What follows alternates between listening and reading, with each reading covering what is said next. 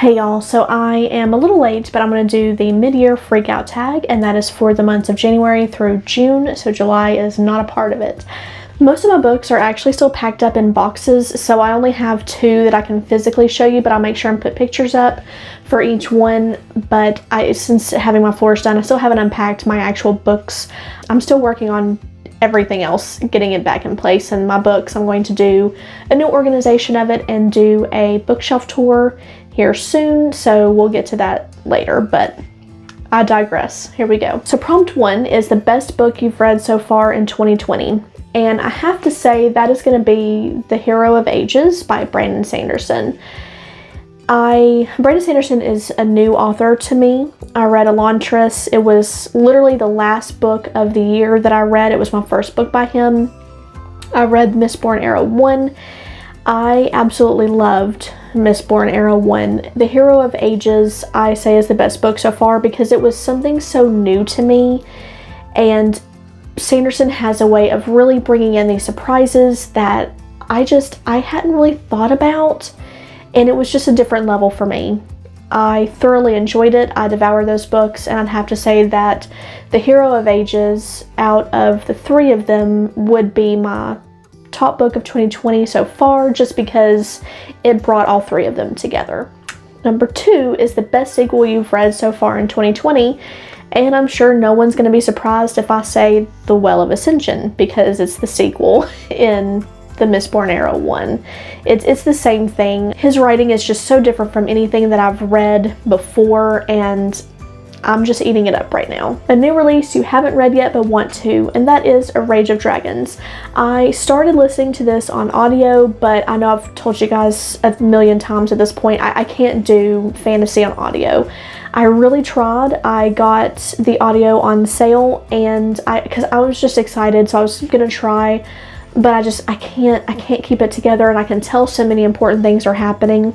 So I am going to be buying the physical copy of it here in the next couple of weeks, and I'll probably end up just listening to it as I read along since I have both, but I'm really excited to get to it. Number 4 is the most anticipated release for the second half of the year, and I don't really know a lot of new releases, so I guess the only thing that I really could come up with would be Rhythms of War, but I haven't read any of the Stormlight Archive. I haven't finished Era 2, and I want to finish Era 2, and I want to read Warbreaker before I start Stormlight Archive. So it'll be a while before I get to Rhythm of War, but I just don't know a lot of new releases right now. So number 5, biggest disappointment. And that was a hard one. That was hard. I wasn't exactly disappointed in a lot of books, but I chose Once Upon a River. Diane Setterfield is the author of one of my favorite books. I would probably say The 13th Tale is my favorite book. I'm sure none of you all are surprised. I was most disappointed in Once Upon a River because I felt like it wasn't up to her normal caliber of writing. She has also written Bellman and Black, and I absolutely loved that book as well. Admittedly, still a step down from The 13th Tale, but I loved it, and Once Upon a River it was decent. I think I gave it a 3 stars. It wasn't bad. It just wasn't what I was expecting from Diane Setterfield at this point, to be honest. But it was still a really good book. So number 6 is Biggest Surprise. And I forgot they actually had this book out, so that works out. But that was The Pet Cemetery.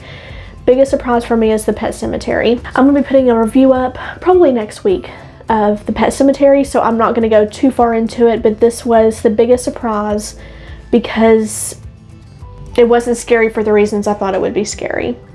And I'll put a card up once I actually put up my full review. I'll make sure to come back and try to put a card up for you all, but I think it's going to be next week before I can get that put up. It was definitely a surprise for me. Number 7 is favorite new author, debut or new to you. And of course, that's going to be Brandon Sanderson. No one is surprised. He's just, I don't know, he's just got this way of writing that I'm really enjoying at this point in time. Number 8 is newest fictional crush, and I think I'm torn between saying Veritas from Malice. I really like him. He's just very protective. He's a manly man. He's good at what he does. he's just a good character all around right now. I've only read Malice, so I don't know how things happen in the next 3 books. I'm terrified, but I'm torn between Veritas and Hadrian from the Rye Revelations. Hadrian is another great character. I love his sense of humor. I love his relationship with Royce. Royce is a good contender too, but I kind of like Hadrian's humor a little bit more than Royce. So I'm torn between Veritas and Hadrian. 2 good characters to be torn between. Number 9 is newest favorite character. And that is a very different question because my new favorite character would be Renfrey from The Last Wish. She was part of a short story in that collection. She is nothing but perseverance personified. I love Renfrey so much. She is such a strong character. She gets shit done and she is unapologetic about what she demands. And she just is going after her revenge and just...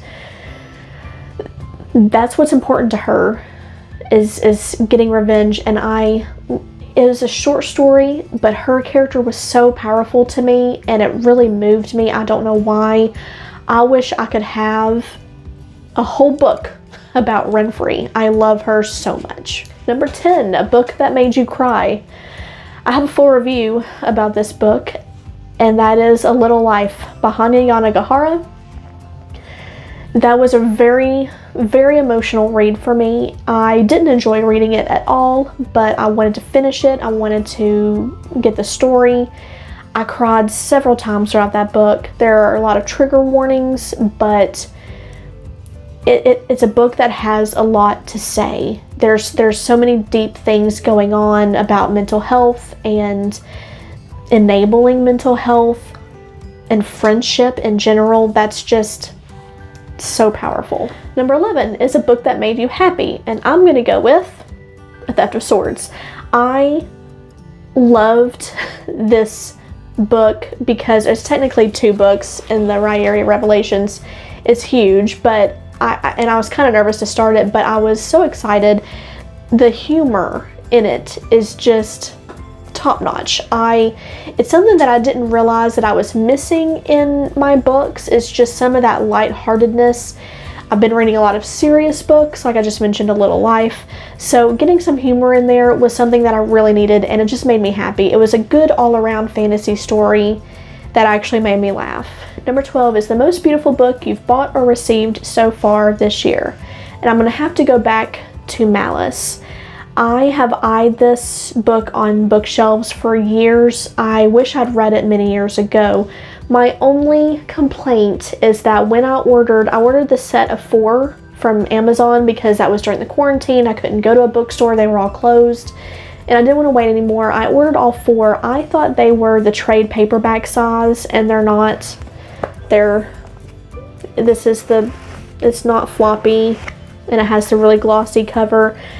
It's still gorgeous. I still love the artwork on these. I wish they were the bigger trade paperback size, but I'm still going to keep them. I mean, it was great, and it really doesn't bother me that much. If I could have chosen, I would have chosen the bigger size, but it's still gorgeous. Still gorgeous. Number 13 is what books do you need to read by the end of the year?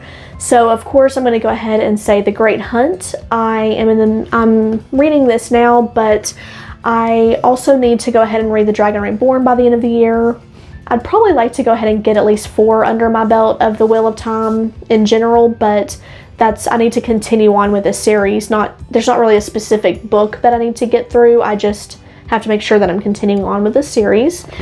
The other one that I would probably say is I need to finish Era 2 of Mistborn and Warbreaker. I want to go ahead and get those done this year.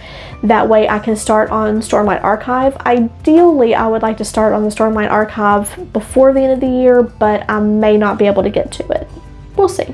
So anyway, that was my mid-year freakout tag. I'm so sorry that it's pretty much a month late, but like I said, July was crazy for me, so better late than never. And I'll talk to y'all soon. Y'all take care. Bye.